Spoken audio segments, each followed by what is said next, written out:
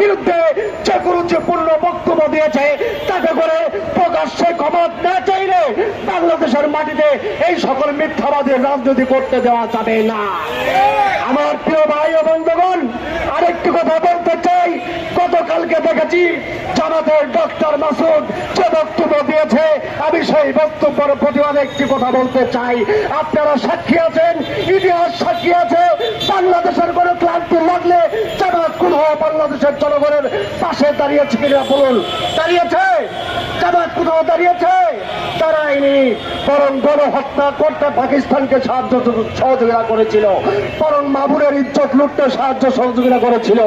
চরমোনাইকে বলি, নিজের রক্ত ছুঁয়ে নিজের অঞ্চলে যখন ভোট চাইতে গিয়েছিল, একটা আওয়ামী লীগের ঘুষি লেগে যখন রক্ত পড়েছিল, একজন পীর সাহেব নিজের রক্ত ছুঁয়ে বলেছিল, আজ থেকে কসম করলাম আওয়ামী লীগের পতন না ঘটিয়ে যে বাড়ি ফিরবো না। অথচ পরের দিন শেখ হাসিনা আম্বাজানের পায়ে ছুঁয়ে সালাম করেছিল। সেই